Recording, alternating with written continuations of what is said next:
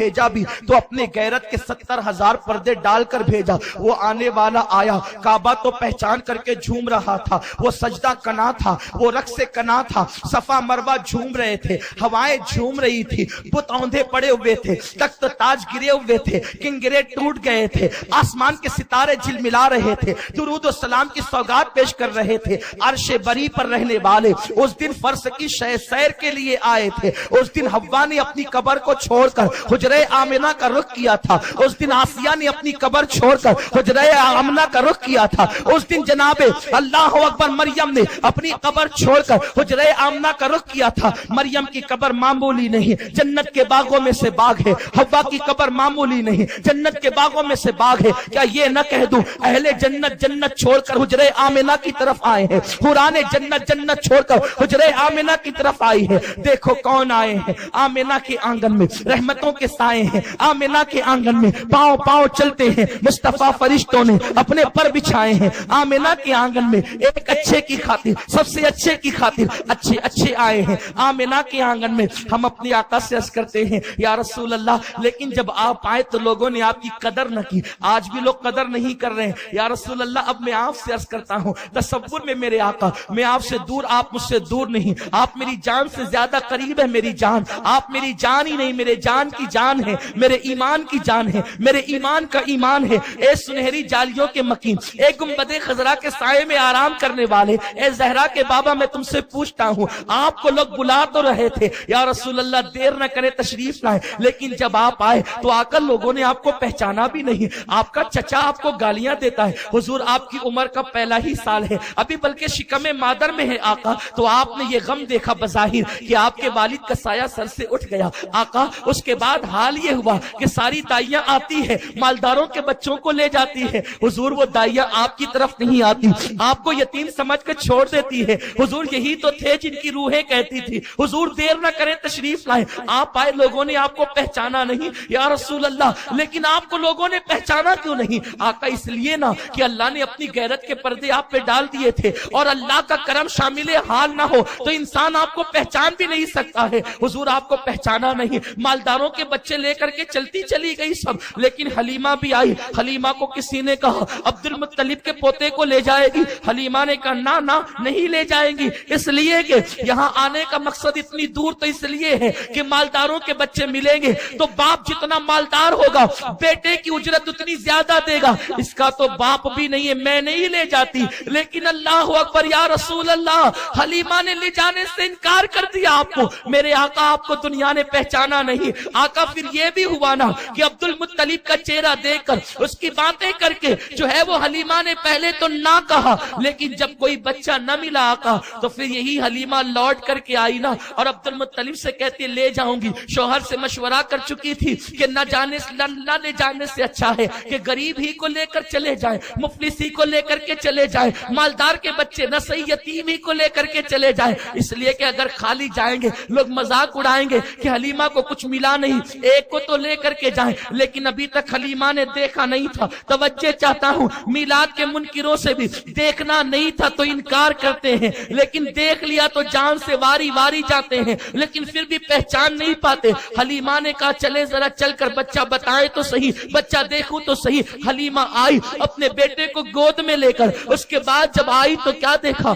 آمنہ اپنے بیٹے کو لوریاں دے کر سلا چکی تھی۔ وہ کونین کا امام، کونین کا تاجدار، سید عرب عجم، سید العرب والعجم جو ہے وہ اپنے بستر پر استراحت فرما رہا ہے، سفید کپڑے میں لپٹا ہوا وہ چاند سا چہرہ ہے۔ خدا کی قسم مجھے اچھا نہیں لگتا میرے مصطفیٰ کے چہرے کو چاند سا کہہ دوں، اس لیے کہ چاند انسا بننے کی کوشش کرتا ہے، بلکہ انسا بننے کی کوشش کیا کرے، ان کے تلووں کا دھون نکلتا ہے تو چاند کو چمکنے کی خیرات ملتی ہے، ان کی گرد سواری سے چاند کو چمکنے کی بھیک ملتی ہے۔ جب حلیمہ پہنچی ہے وہ سعدیہ، वो खातून जो है और देखती है तो पहचान नहीं पाती कपड़ा कहां और चेहरा कहां है, इसलिए कि नरम नरम दीबा के कपड़े में मेरे मुस्तफा को लिपटा गया था। चेहरा कहां से शुरू होता है और कपड़ा कहां खत्म होता है, इसका पता हलीमा को न चला। हलीमा की आंखें फटी के फटी रह गई, यूं लगा जैसे कि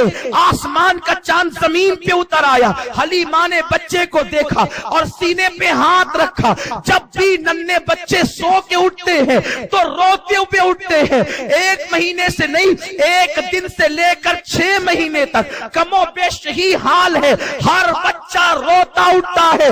हलीमा ने बहुत से बच्चों को पाला था, मक्के के उन बच्चों को पाला था जो आज बढ़ करके जवान हो चुके थे। हलीमा ने उस नन्ही सी जान पर जैसे ही हाथ रखा, उस मुस्तफा ने आंखें खोली। वो आंखें क्या थी जिसे कुरान माज़ागल बसर कहता है। अल्लाह अकबर, आंखें खुली, हलीमा के चेहरे पे पड़ी और मुस्कुराया। मुस्कुराकर हलीमा उसे लेने आई थी, लेकिन उसने हलीमा का दिल छीन लिया।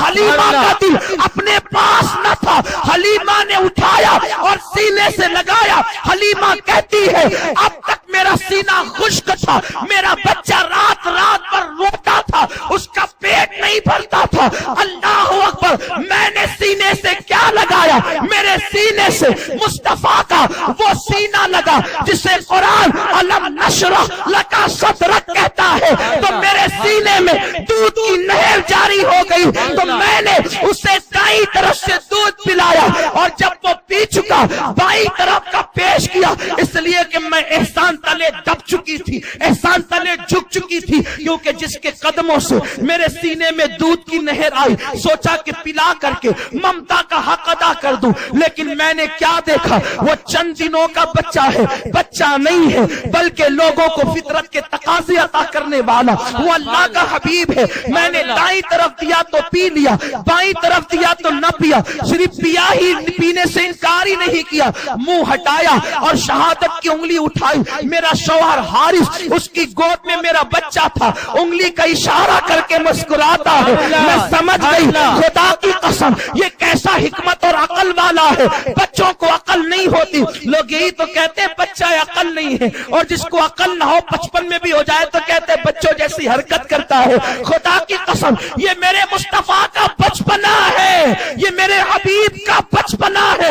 जमाना कहता था ना या रसूल अल्लाह, देर न करे तशरीफ लाए, आज वही आया है। माँ ने रजाई, माँ ने बाया सीना पेश किया, उंगली उठा के भाई की तरफ बताया, गोया के कह रहे हो माँ मैं तो पी चुका हूँ, अब जरा मेरे इस भाई को भी पिला दे। और फिर देखे, साइंस कहती है, मेरे नबी ने साइंस को कलमा पढ़ाया है। साइंस कहती है माँ के दाएं पिस्तान में दूध कम और बाएं में ज्यादा होता है, दाएं से कम वाले से खुद पिया और ज्यादा वाला भाई को छोड़ करके बता दिया कि हम अपना हक दूसरों को बख्श देते हैं, दूसरों की हक तलफियां नहीं किया करते। अल्लाह अकबर। हलीमा कहती है, हलीमा कहती है, हलीमा कहती है, मैं तो जान से वारी वारी गई, उस बच्चे पे कुर्बान हो गई। आमिना ने कहा हलीमा मेरा बच्चा मामूली नहीं, ले जाना, ख्याल करना।